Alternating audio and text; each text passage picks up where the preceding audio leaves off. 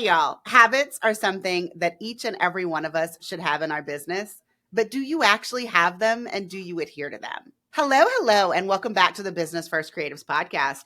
Today, I am chatting with Jess Joswick, the founder of Backbone Business, and she is going to help us get our shit straight related to habits. Jess, good morning and welcome to the podcast. Hello. Thank you so much for having me. I'm excited for this conversation because you are right. Habits are, I think, one of the hardest things that we do as entrepreneurs. I find myself, I guess you're saying habits. I think processes, but I'm sure we're going to talk about them in the same manner. But I always feel like I screw myself when I don't stick to my own processes. Like I have a way of doing things. And what I end up doing is telling myself, oh, it's okay, Colie. You can just not do that. You can do it tomorrow. And then 3 weeks later, I'm like, oh my God, I didn't do that thing because I didn't do it immediately when I got home when I should have done it. But before we jump into the conversation, why don't you tell the listening audience like who you are and what you do, like how long you've been in business, all that good jazz. Yeah, absolutely. So my name is Jess Joswick, as you said. My company is called Backbone Business, and I am a business coach for online entrepreneurs who really want to recenter their health and their rest. And working with me, they create 50% more revenue in 1 year through working on their offers, their systems, and their teams. So you're right, habits are a process. They are one of the processes that really, are the backbone of our businesses. I always find a way to throw in my business name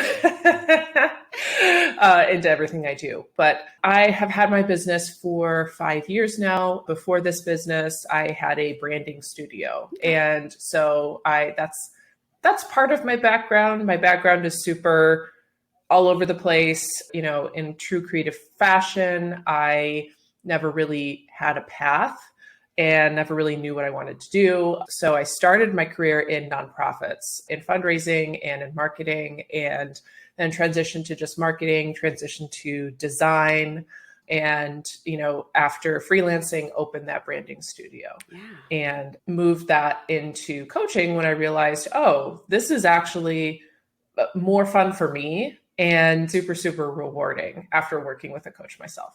I feel like people don't understand how much joy we get from helping other people, and it allows us to be so creative. Like when I think about creating systems for other business, like you have to tell me all about your business before I can even sit down and start to think about any systems for you. So it allows me to be so creative because all of the people that come to me are so different. And I know that you feel the same way about your clients. Yeah. Yes, you're totally right. I totally agree. I love the holistic approach. And that's why for so long, I just had one program because it was, and I still have it. It's called the Founder Circle. And it's a year long. It's like we look at everything. And because that actually is usually the problem. I can't just stay in offers or marketing. I can't just, be right there. Mm-hmm. Yeah, it all starts to intersect at some point. You have to have all the information. So yeah, it's totally creative. Like building a business is such a creative process. And even maybe the word process might throw some people off and make it, feel really I don't know, uncreative. Yeah, stuffy, like there's numbers involved. That's not for me.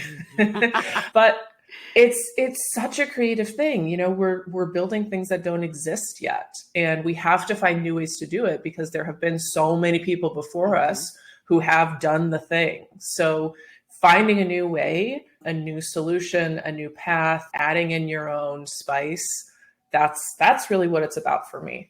Let's talk about habits. I feel like we are going to jump right in now.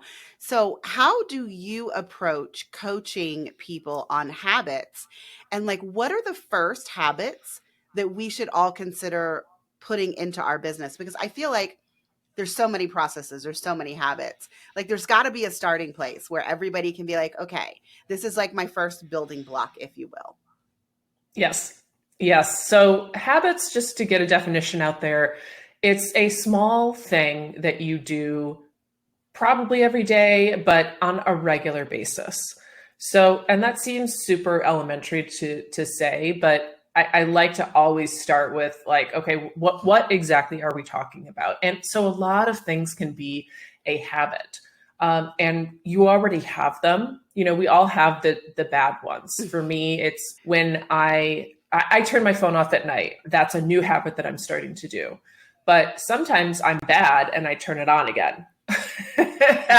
You know, in the morning before I'm like way earlier than I should be. And then I'm scrolling, right? So scrolling is a big one for a lot of people. So the first habits I would say to build, usually when clients start working with me, they don't have I would say a usable or repeatable or stick withable workflow for themselves, like personal, like how am I going to get the tasks done? And I'd say, you know, the number one thing I go to is like, what can we drop, you know, off this list? Like, you know, like the book, Drop the Ball, like what ball can we drop here? I always shoot for under promising to yourself what you can do every day. Right. So like, you know, I always say like, I am really good at completing my task list, but then because I have so few things on there, and then like once you get on a roll, you get that momentum and it's really, you just start getting like more and more done because you're like, oh, well, that wasn't so bad. You know, so that's really helpful for some neurodivergent folks. A lot of people I work with are neurodivergent. So they have ADHD, depression, anxiety, BPD. It's a big umbrella of all, you know, brains that are outside the norm in some way, right? So a lot of the advice out there doesn't necessarily work for us, right? So we have to find our own way to do it. So that's the first thing I would say, under promise and use the excitement and momentum of getting your very short to-do list done every day. I mean, and I think that people really undervalue creating a to-do list every day that can actually be completed, because there is nothing worse with people, because I feel like my anxiety over the last few years has just been, you know, so high. Whereas I don't really think I ever had anxiety in like my 30s, at least not like I do now. But I feel like if you're creating a list and you can actually check everything off the list, it gives you a sense of fulfillment. It gives you a sense of you completed this task. And so if you have the habit of creating a to-do list every day that can never be completed, like you've got so many things on there and your habit is to just take the undone tasks and move them to the next day, that's how your anxiety festers. That's how you get overwhelmed in your business. But if you can keep that task list very short to where every day you get in the habit of checking everything off and you prioritize completing your very short list, that is going to set you up for success, not only in your business, but also in your personal life, because we all know those things overlap. Oh yeah. Oh yeah. I totally agree. And I'm talking three things. Like I'm looking at my to-do list right now. And today I actually have five things, which is a lot, but one of them is texting somebody. So it's literally like it's even those little things that, you know, that just build up and take space in your brain somewhere. And you're right, that is a lot of what drives anxiety is, oh my gosh, I forgot that thing. That thing is falling through the cracks. And you know, it really is, it sounds so simple, but it's like if you are always overwhelmed, if you never find that deep work time to work on your business, that uninterrupted time to really, you know, strategize and think about things at a, you know, not just a surface level, you're not just doing task. I would say that's the second thing to look at is, you know, are you working on your business on a regular basis, not on a task or client work or, you know, sending a shoot to a client or something like that. Are you working? That's in your business. Yes. Like, do you have dedicated time to work on your business and make it better than it is right now? Yes. And so if you don't have that, like we need to find that time and then tell all the people who might pull you away from that time, like, hey, this is sacred time. Like, do not find me, you know, This is this is for the business. The business needs this. Yeah, I'm going to pop in and like put a shout out for an episode that I've already got on the podcast. It's episode 11, everyone. I know that was many episodes ago. We have already passed 100 episodes on this podcast. But if you have not listened to episode 11, it was CEO Talk with Ashley Kang. And I will tell you, I find nothing more valuable. And I don't do it as well as most people do. Like, I don't have this set chunk of time, which, again, a habit would be to create that set amount of time on your calendar where you are doing the work. But with life right now, it's just so crazy. I don't have the time to set it outside the time for the CEO talk. But if you haven't listened to that episode, there were a bunch of really good nuggets in there about making sure that you put yourself in a position to be successful when you are doing the deep work that Jess is talking about right now. Love that. Yes. Yeah. It's so critical. And it's, you know, when people say to me, like, I've been doing this for so long, I'm an expert, like, why is it still so hard? Why does it feel like it's hard to get clients, to get the right clients? It's often, I often go right to this and they're like, well, wait, hold on. What's the connection? It's like, well, you need to really think about, like, is my marketing aligned with the people I actually want to work with? Are my offers actually making me enough money plus, are they at an abundant price point? What is my sales close rate? Like, all of these things, right? Like, are my systems supporting me? Tech systems and my personal systems. Jess is talking about numbers. Yeah. She said systems. Y'all know she's talking about love language. I mean, people shy away from the numbers, but I feel like the best thing that you can do for your business is get in the habit of looking at your actual numbers. Because if you are in a month and you've had 15 sales calls and you've only closed one, okay, that's a problem.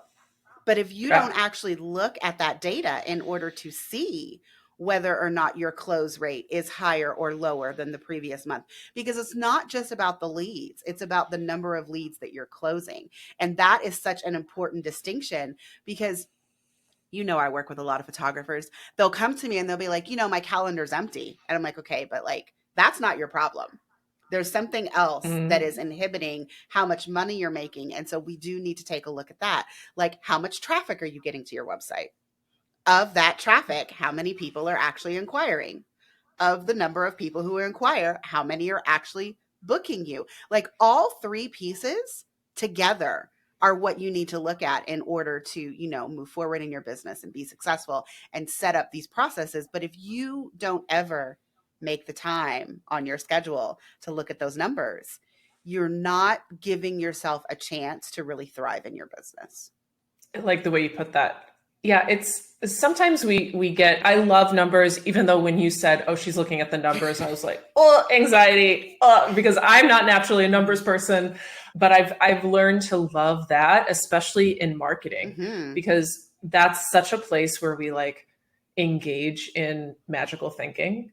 Yes. Like, someone's going to come in and they're, going to book right away or something like that, or like whatever the story is. And then we get disappointed when that fantasy doesn't happen. I'm like, well, this isn't actually Disney World. The magic happens there. The magic is not going to happen here in that way. Or if it happens, it's not going to happen the way you think it happens. That's just like a rule. I totally agree. I was looking over like old presentations that I used to do and the ways that I used to teach photographers. And one thing that I admit it now, when I first created my business and I was getting like 90% of my people through Google, I was not getting a ton of inquiries, but like 90% of my inquiries were booking. Like, I was full, I was making the money that I needed to, but my like inquiry process was also set up for the ready to buy crowd. Like, when people came into my funnel, they had looked over my website. They were really just asking, am I available and where do I sign? But as my business grew, as the number of inquiries that I was getting was increasing, I was finding that there were people who needed to be nurtured. Like, they were kicking the tires, if you will. They just wanted the information so that they could sit with it, they could mull it over. And I will say, one of the reasons that I ended up switching how I was doing my inquiry process was I myself will not impulse buy in my business anymore. It's it has done me wrong more than one time. So I've got Yeah. this rule. Like if I've had a sales call with someone or there's something really great, I have to sit with it for 24 to 72 hours to like weigh the pros and cons, make sure that it's right for me. And so if you guys think about selling to me and I am your ideal client, just know that sometimes people need a little nurturing. And so it isn't going to be all the time that you make your pitch and someone signs within 5 minutes. My goal is Yeah. that once they decide to sign, it only takes them 5 minutes to pay you. Like that's my goal. But I'm not promising you that they are going to say yes in 5 minutes of receiving the proposal. You know what I mean, Jess? Oh, yeah. Yeah, I really, yes. And that's a habit also, is my expectation is that people are going to behave this way, or when it doesn't happen like that, when I get a disappointment, I beat myself up. And that's my normal habit, honestly. And so unlearning that is such a massive, important process, forgiving yourself, releasing guilt, releasing the shame when like a client who you really thought was a shoe-in doesn't book, or like you launch something and it doesn't go well. I can't tell you how many times that's happened to me. I'm actually, trying to talk about that a little bit more, because it's so easy to get down on yourself and tell yourself you're a bad entrepreneur, when the reality, I think the expectation in this industry is that it's just hockey stick growth. Like it's just going up. I've never heard it phrased that way, but I can tell that you're from Michigan. That's so funny. So that's from the startup world, but I love that you went there. Yeah. It's like the graph of growth is just whoop, all the way up. And that's so not reality. Like that's a few startups, who are unicorns, who get outside funding. Like if that's not your business model, like please stop get out of the habit of looking at businesses that aren't your business, like that are never going to be like close to your business model. Like just keep your eyes, even businesses that are, similar to yours, like the habit of putting your blinders on and telling yourself like, it's all good. Like I'm safe. Like everything is, going according to plan, or even if it's not, I have the capacity to figure it out. That's a mindset habit. And if we don't have that, we have nothing.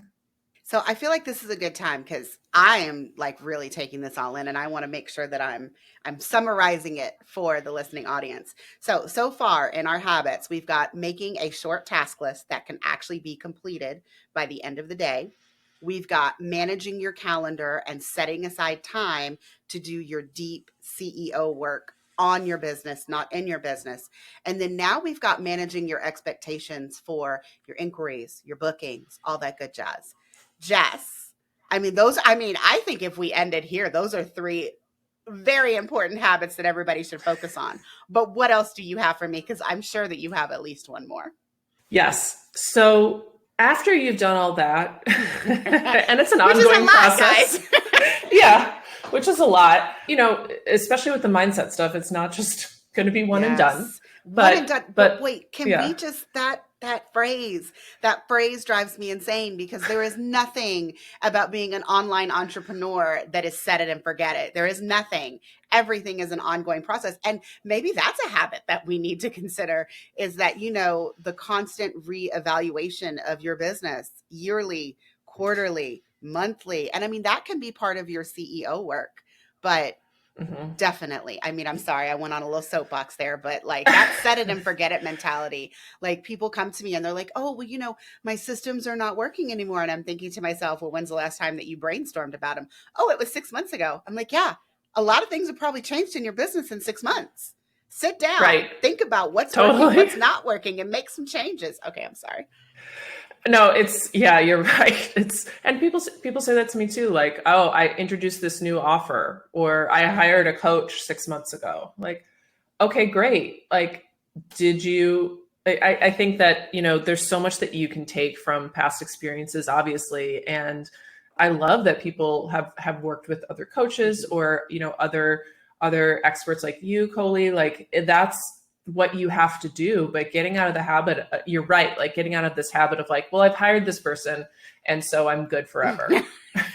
And that now I move on to like something else in my business. My systems are done and now I can work on marketing or whatever. Like, where everything is so cohesive though. Everything works together. So like if you hired me to set up your systems and then you go work with a business coach like Jess, chances are your systems are going to need to be revamped just because she has helped you think more about your business holistically. You have made changes to your offers. Maybe you've made changes in the way that you communicate, your capacity for these offers. So like basically every time you have hired an expert, like a systems expert, a website designer, a brand designer, all these things, every time you work with someone new, you really do need to look at all that past work that you've done and be like, okay, well, now that I've got this new offer at this new price point with this new capacity, what needs to change in my systems, on my website, in my branding, in my marketing efforts, in my communication? I mean, it's yeah. every time. I mean, it's continuous growth in your business, guys. Just you saying that, I'm like, oh God. But it doesn't have to be that way. It really doesn't. And to your question was, well, what's next? What do we do next? And this is true for, whether you're a done for you person, you're a photographer or you're teaching photographers, so you're a coach or a consultant.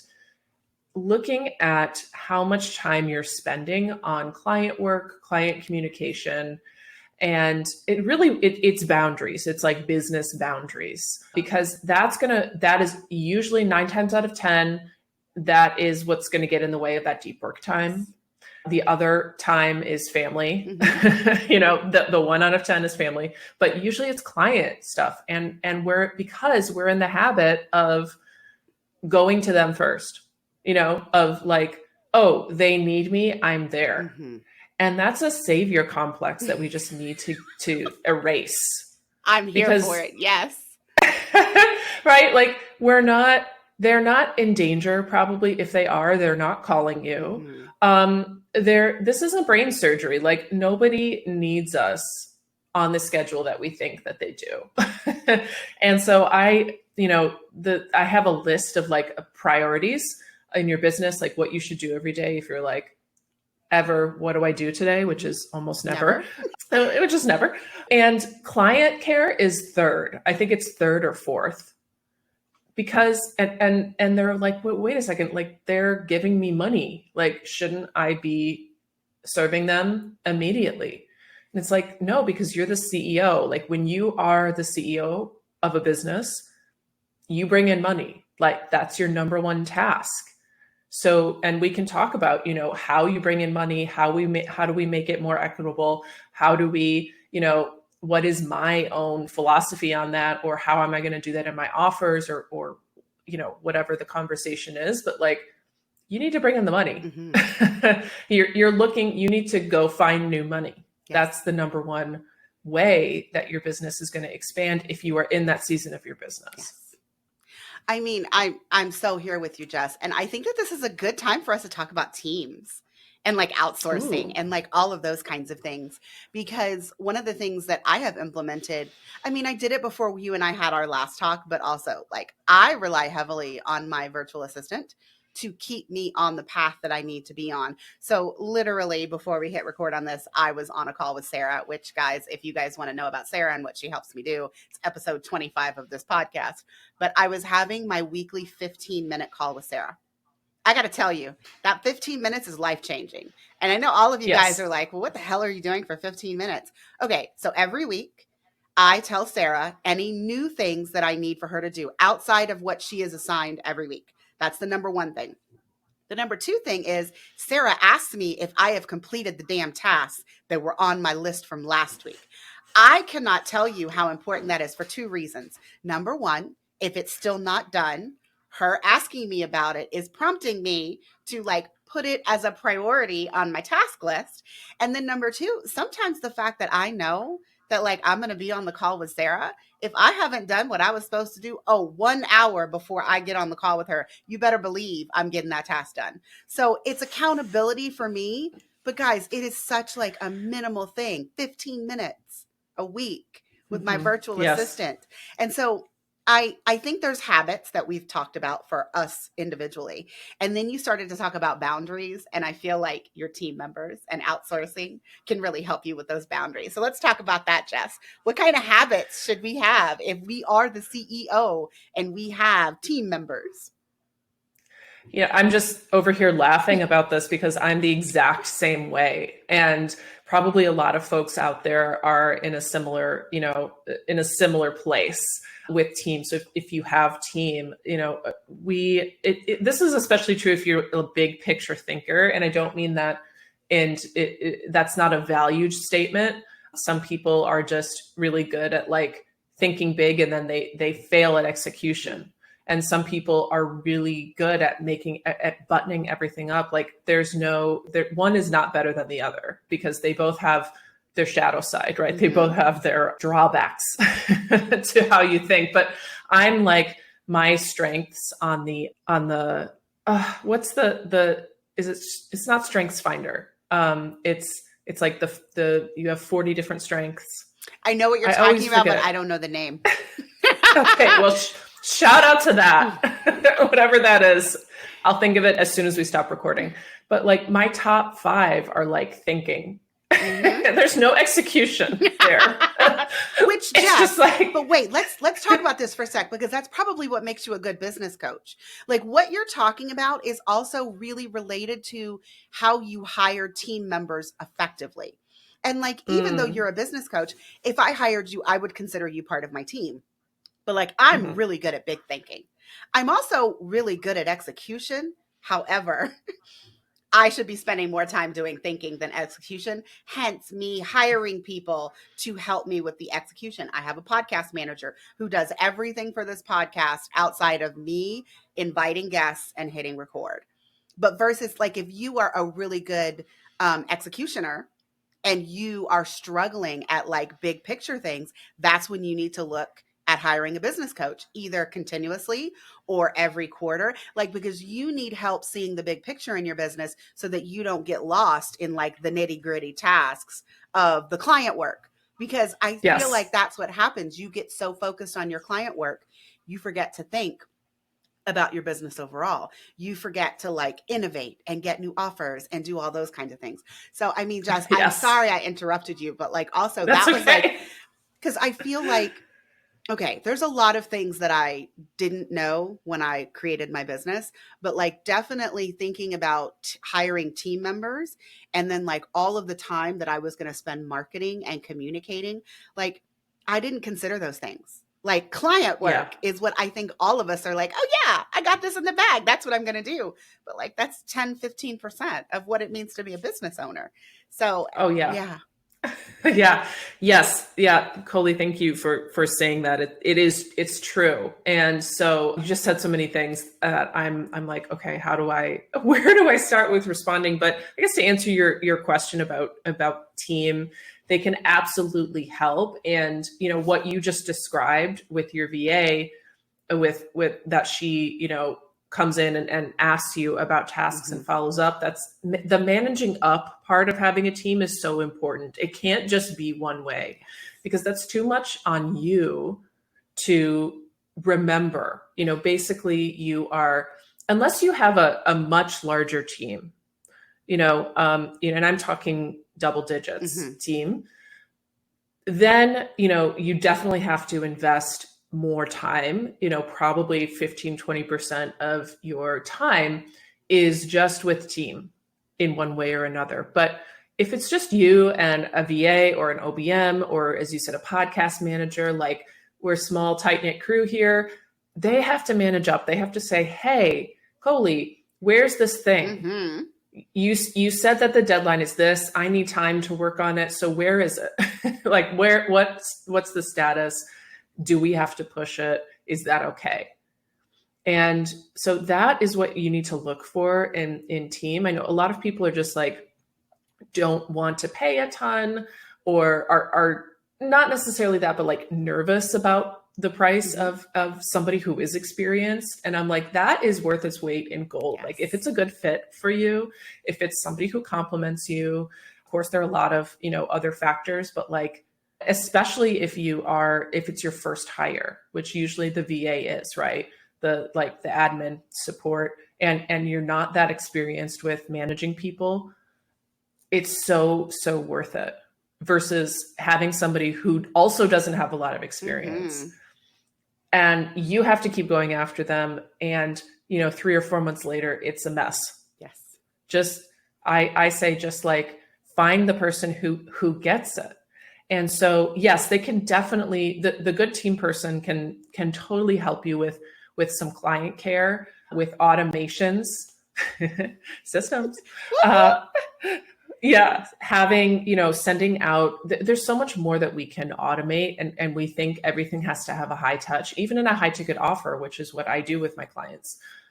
There's a lot that we can insert in. We can put the robots to use. Yes, I agree. And the algorithms to use more. And then save our time and energy for what is really important, for those really creative things, for those resources. Only you can do that. Like, ChatGPT can write the reminder email, and a human can put in and make it branded, yes. Right? But ChatGPT can help you repurpose your content to a certain extent, and all of these things, or your team member can schedule that stuff and make it branded for you. You don't need to. There's so much that you can, again, drop the ball. Yes. And even if you have a business coach, you have to be part of the process of the big thinking. Even if you need someone to help guide you, like you can't just outsource the big thinking in your business, no matter how much you want to. Now, you can hire people to guide you. Again, great business coaches, but you cannot just say, okay, tell me what to do next. Like, that's not how entrepreneurship works. I mean, if you are not part of like the process that is choosing those next steps, you are not going to effectively market them or do them or, just anything related to it. You have to be invested in part of that process. And so the more that you can do the team lower to do those kinds of tasks that Jess was just talking about, the more time it gives you to do the big thinking to push your business forward. Hard agree. Jess, I mean, I don't know what else we have to talk about. Is there something else that you feel like is missing from this conversation about habits? I mean, we didn't talk about tools, but like, that's not something that you talk about a lot, right? Like, do you have a favorite tool when it comes to managing either your expectations or making sure that you're doing your habits or creating your habits or anything like that? Yeah, it's hard to give a specific tool recommendation, again, because I work with folks who are neurodiverse, and like something that works for one person is not going to work for another person. So there are things that I love using because it works for me. And especially with tech, it's like people have such strong opinions. I'm an Airtable and Notion girly. Like I love those, we got them hooked up to get to be automated in so many different ways, but for my tasks, I'm so analog. I'm looking at my, pen and at paper. my notebook. Okay. Yeah. And it's just like, I haven't, I have not been able to stick with, Todoist or any tech. Like, I just do it. I can pull this out right away, and it's messy as hell and it's fine. Like, but there are some people who are like, no, I love Notion because I get really into, all these different types of to-dos, and I categorize like other lists, and everything is in one place. I'm like, awesome, great. Like, that's great for you. And similarly, like Asana, I do like ClickUp for projects, but yeah, it's, I don't think I'm going to say anything that's like really revelatory in that area. It's more like, because none of the tools are just helpful for you, of course, but they're not going to work unless you're willing to do some of the things that we talked about today, right? Change the way that you think and change your beliefs about yourself and your business.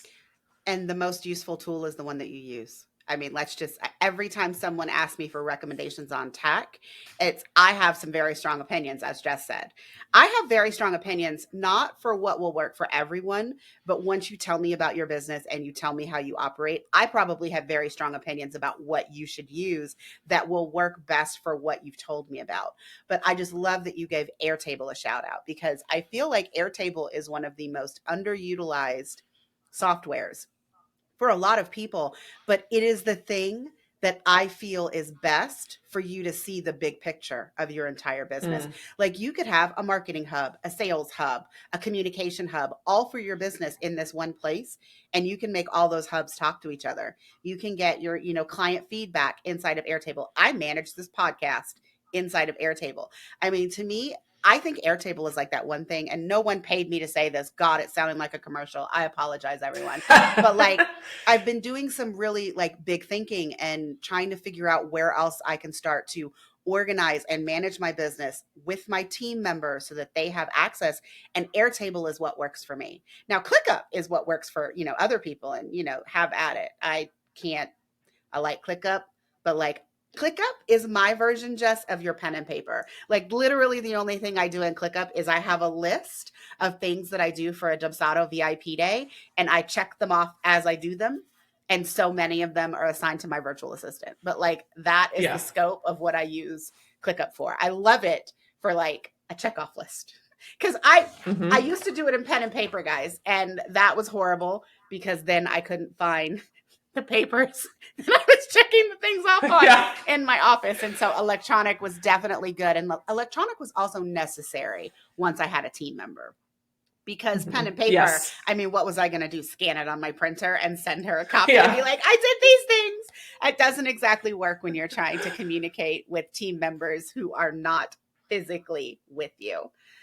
Yes, thank you for saying that, because that is very true. Yeah, you need another solution. Yes. I mean, Jess, if people want to find out more about you and the services that you offer, where can they find you on the internet? So they can find me on my website, which is backbone-business.com. And there's information there, obviously, about more about me, and my process, but about Founders Circle, which I mentioned already, and my program High Ticket Hero. And I spend a lot of time on Instagram. I don't know if you know I that. do know that. Maybe Her maybe a little Instagram too feed much. is kind of awesome, guys. So go check it out. Thank you. So that's just at Backbone Business. Okay. Everyone, I really hope that this conversation has been meaningful to you, and that you have walked away with a few ideas on how you can create habits inside of your business, not only to help your own well being, but also your business. All right. That's it for this episode, guys. See you next time.